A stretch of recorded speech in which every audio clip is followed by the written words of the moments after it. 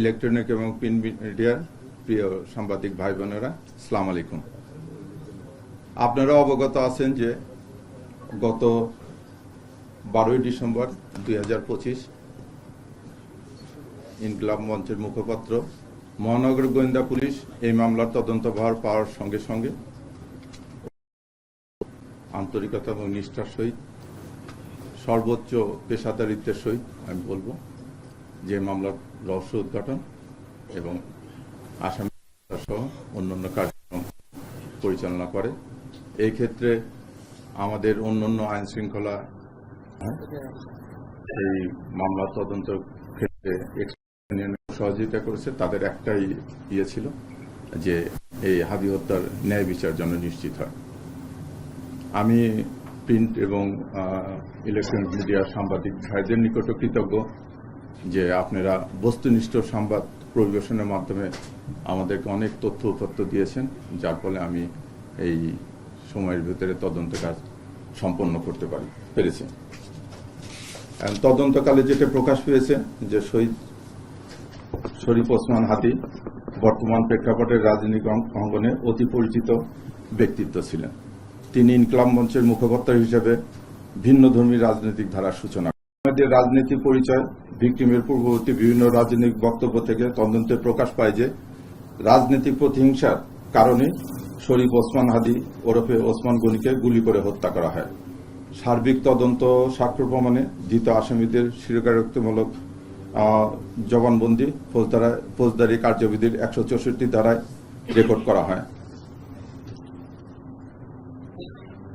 বিভিন্ন স্থান থেকে প্রাপ্ত সিসিটিভি ফুটেজ পর্যালোচনা করা হয়। অস্ত্রগুলির ফরেন্সিক পরীক্ষার মতামত, মোবাইল ডিভাইস ও অন্যান্য ইলেকট্রনিক ডিভাইসের ফরেন্সিক পরীক্ষার রিপোর্ট অনুসারে আসামিদের সম্পৃক্ততা তদন্তগুলো প্রমাণিত হয়। এজাহার নামে পলাতক আসামি ফয়সাল করিম মাসুদ ওরফে রাহুল ওরফে দাউদ এবং তদন্তপ্রাপ্ত আলমগীর, তাজুল ইসলাম চৌধুরী বাপ্পি, ফিলিপস খান, মুফতি মাহমুদ সহ মোট 17 জনের বিরুদ্ধে পেনাল কোডের 120 বি, 302, 201, 109 এবং 34 ধারায় অপরাধ প্রাথমিকভাবে প্রমাণিত হয়ে উল্লেখিত আসামিদের বিরুদ্ধে বর্ণিত ধারায় অভিযোগপত্র আজকে দাখিল করা হয়েছে।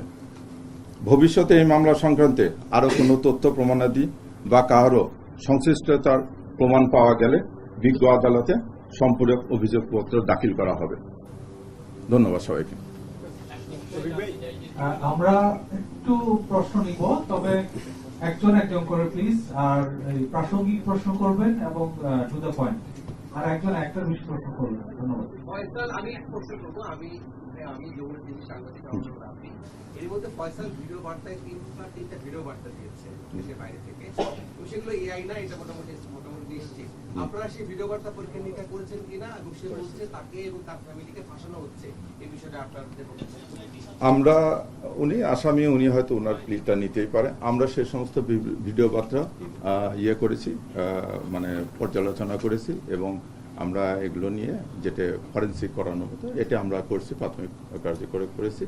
করে যেটা দেখা যাচ্ছে যে এটা উনি বলতে পারে, উনি আসামি, উনি বিভিন্ন কথা বলতে পারে, কিন্তু আমাদের যে তদন্ত এবং তথ্য প্রমাণ যেটা আমরা পেয়েছি এটা আমরা নিশ্চিত হয়ে আমরা এই অভিযোগপত্র দাখিল করছি।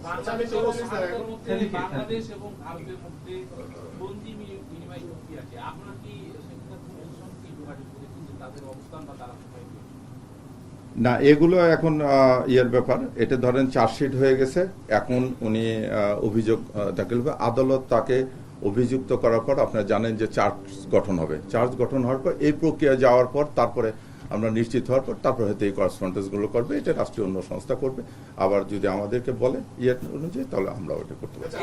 অবস্থান নিয়ে কি আপনারা কোনো কিছু এখনো পেয়েছেন কিনা, আপডেট কিছু আছে কিনা? কারণ সে দাবি করছে দুবাইতে, আবার এই জায়গাটা এখনো কিন্তু খোলাসা হচ্ছে না। সে দাবি করতে পারে, সে অনেক কিছু দাবি করতে পারে। আমরা যেটুকু ঘটনা পারিপ্রেক্ষিকতা আপনি জানেন যে টোটাল 17 জনের বিরুদ্ধে আমরা চার্জশিট দিয়েছি বলতে। এই 17 জনকে জিজ্ঞাসাবাদ করে তাদের তথ্য প্রমাণ এটা তদন্ত করে আমরা যেটা পেয়েছি আমরা সেই অবস্থানে আছি।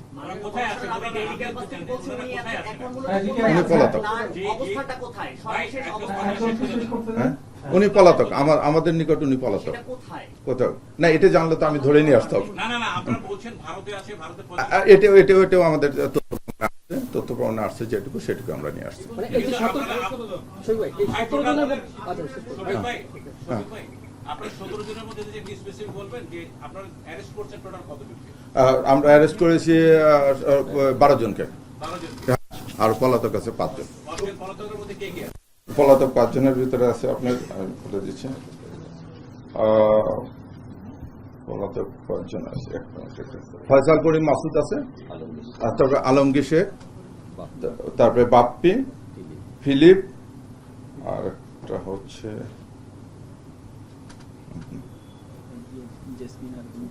জেসমিন, ওর বোন, ফয়সালের বোন জামাই, তারপরে যে বাপ্পি ওয়ার্ড কমিশনার, ফিলিপ, আর একটা হচ্ছে কবির, তো সরি কবির না, আরে ভাই কথাটা শেষ হয়নি তো।